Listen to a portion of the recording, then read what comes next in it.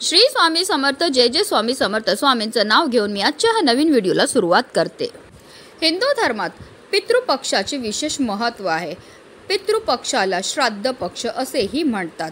यंदा भाद्रपद महिन्यातील शुक्ल पक्षाच्या पौर्णिमेपासून म्हणजेच 7 सप्टेंबरपासून पितृपक्षाला सुरुवात होत आहे.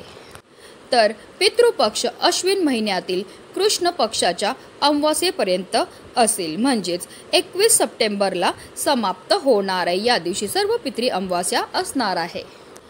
ब्रह्मपुराणानुसार मनुष्याने पूर्वजांची पूजा केली पाहिजे आणि त्यांना तर्पण केले पाहिजे. श्राद्धाद्वारे पूर्वजांचे ऋण फेडले जाते. पितृपक्षात श्राद्ध केल्याने पूर्वज आनंदी राहतात. पितृपक्षात पूर्वजांच्या आत्म्याच्या शांतीसाठी तर्पण किंवा पिंडदान केले जाते. पितृपक्षात मृत्यूच्या तारखेनुसार श्राद्ध केले जाते. जर मृत व्यक्तीची मृत्यूची तारीख माहिती नसेल तर अशा परिस्थितीत अमावास्येला म्हणजे सर्व पितृ अमावास्येला श्राद्ध हे केले जाते. धार्मिक श्रद्धेनुसार जर पूर्वज आनंदी असतील तर जीवनात समृद्धी आणि संपत्ती येते. पण जर पूर्वज रागावले तर त्या व्यक्तीचे जीवन अडचणींनी भरलेले असते. पितृपक्षात दररोज तर्पण करावे, परंतु ज्यांचे पालक जिवंत आहेत त्यांना तर्पणाचा नियम लागू होत नाही. ज्यांचे पालक जिवंत आहेत त्यांनी दररोज सकाळी सूर्यदेवाला जल अर्पण करावे आणि त्यांच्या पूर्वजांचे आणि आवडत्या देवतांचे ध्यान करावे. जर आई वडील हयात नसतील किंवा दोघांपैकी एक हयात नसेल तर त्यांनी पितृपक्षात दररोज दक्षिणेकडे तोंड करून तर्पण द्यावे. तर्पण नेहमी पाण्यातून दूध आणि तीळ मिसळून करावे. पितृपक्षात गायीसाठी चारा किंवा अन्न तयार करावं. पहिली भाकरी गायीला खायला द्या. असे केल्याने देवी देवताचा आशीर्वाद मिळतो. शास्त्रामध्ये असे म्हटले आहे की पितृपक्षात पूर्ण भक्तीने गायीला चारा खाऊ घातल्याने श्राद्ध कर्माचे पूर्ण फळ मिळते आणि पितरही संतुष्ट होतात. पितृपक्षात दररोज सकाळी आणि संध्याकाळी दक्षिणेकडे तोंड करून पूर्वजांच्या नावाने दिवा लावावा. असे मानले जाते की पितृपक्षात पूर्वज दक्षिण दिशेकडून पृथ्वीवरील त्यांच्या नातेवाईकांकडे येतात. श्रद्धा या शब्दापासून श्राद्ध हा शब्द निर्माण झाला आहे. इहलोक सोडून गेलेल्या आपल्या वाडवडिलांना आपल्यासाठी जे काही केले त्याची परतफेड करणे अशक्य असते. त्यासाठी जे पूर्ण श्रद्धेने केले जाते ते श्राद्ध होय. पूर्वजांमध्ये देवताप्रमाणे वरदान आणि शाप देण्याची क्षमता असते असा उल्लेख गरुड पुराण आणि कठोपनिषद यासारख्या ग्रंथांत आढळून येतो. त्यामुळेच पूर्वजांना प्रसन्न ठेवण्यासाठी, कुटुंबातील सुख शांती समृद्धी कायम राहण्यासाठी आपल्याला आपल्या पितरांच्या नावाने पूजा, सेवा आणि दान हे करायचं आहे. पितृपक्षामध्ये स्नानाला आणि दानाला विशेष महत्त्व हे दिलं जातं. म्हणून जर शक्य असेल तर या काळामध्ये आवर्जून तीर्थक्षेत्री जाऊन स्नान करा आणि आपल्या यथाशक्तीप्रमाणे आपल्याला आपल्या पितरांच्या नावाने दान हे करायचं आहे. पण हल्लीच्या जीवनामध्ये प्रत्येकालाच तीर्थक्षेत्री जाऊन स्नान करणं शक्य नसतं. म्हणूनच आपल्याला घरच्या घरी आंघोळीच्या पाण्यामध्ये ही काही वस्तू टाकायच्यात आणि स्नानही करायची. ही स्नान केल्यामुळे आपल्याला तीर्थक्षेत्री स्नान केल्याचं पुण्य तर प्राप्त होणारच आहे. पण आपल्याकडनं झालेल्या कळत नकळत पापांपासून आपल्याला मुक्तता हे मिळणार आहे. आपल्या जीवनामध्ये असणारा प्रखरातला प्रखर पितृदोष दूर होऊन आपले पित्र आपल्यावर प्रसन्न होऊन आपल्याला सुखी संसाराचा आशीर्वाद देणार. तर ती कोणती वस्तू टाकायची, कोणत्या वेळेत टाकायची त्याबद्दल सविस्तर आणि महत्त्वाची अशी माहिती मी तुम्हाला या व्हिडिओमध्ये देणार आहे. व्हिडिओ पूर्ण पहा आणि जर चॅनलवर नवीन असेल तर चॅनलला सबस्क्राईब करा आणि शेजारी बेल आयकॉन सुद्धा प्रेस करा.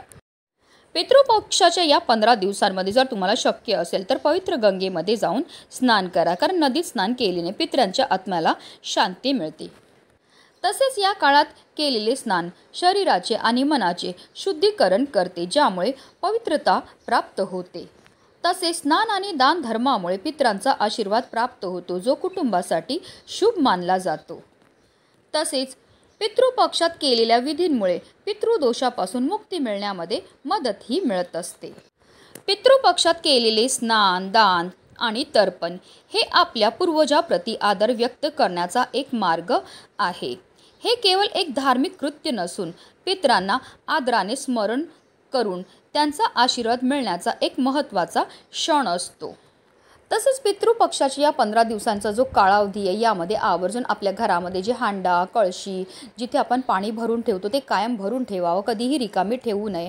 कारण असं म्हटलं जातं आपल्या घरामध्ये जिथे पाण्याचा साठा असतो तिथे आपल्या पितरांचा वास असतो आणि जर आपण घरामध्ये पाणी भरून ठेवलं तर त्यामुळे आपले पित्र आपल्यावर प्रसन्न होत असतात.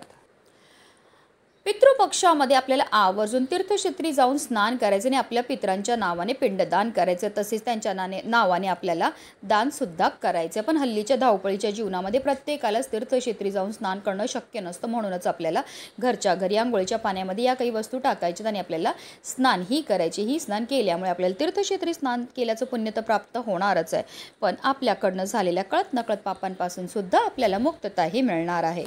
आणि म्हणूनच पितृपक्षाच्या या काळामध्ये आपल्याला ब्रह्ममुहूर्तावर उठायचं आहे आणि अंथरुणामध्येच आपल्याला श्री हरी विष्णू माता लक्ष्मी तसेच आपल्या पितरांचं स्मरण करायचं आहे आणि दिवसाची सुरुवात ही करायची. आंघोळी करता तुम्ही थंड किंवा गरम पाणी घेऊ शकतात. या पाण्यामध्ये सगळ्यात पहिली वस्तू जी आपल्याला टाकायचे ते म्हणजे गंगाजल. गंगाजल टाकून स्नान केल्यामुळे आपल्याकडनं झालेल्या कळत नकळत पापांपासून आपल्याला मुक्तता तर मिळतेच मिळते, पण आपल्याला तीर्थक्षेत्री स्नान केल्याचं पुण्यसुद्धा प्राप्त होतं. आपल्या जीवनामध्ये असणारा प्रकारातला प्रकार पितृदोष ग्रहदोषापासून सुद्धा आपल्याला मुक्तता मिळण्यामध्ये मदतही मिळत असते.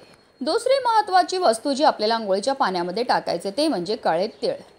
तिळांची उत्पत्ती ही श्रीहरी विष्णूंच्या घामापासून झाली होती. तसेच काळे तीळ हे आपल्या पितरांना सुद्धा समर्पित आहेत आणि जेव्हा पण आपण आंघोळीच्या पाण्यामध्ये काळे तीळ टाकून स्नान करतो तर त्यामुळे आपल्या जीवनामध्ये असणारा प्रखरातला प्रखर पितृदोष ग्रहदोष शत्रुपीडा तसेच दारिद्र्य दूर होण्यामध्ये मदतही मिळत असते. कारण तिळांना दारिद्र्यनाशक असं सुद्धा म्हटलं जातं.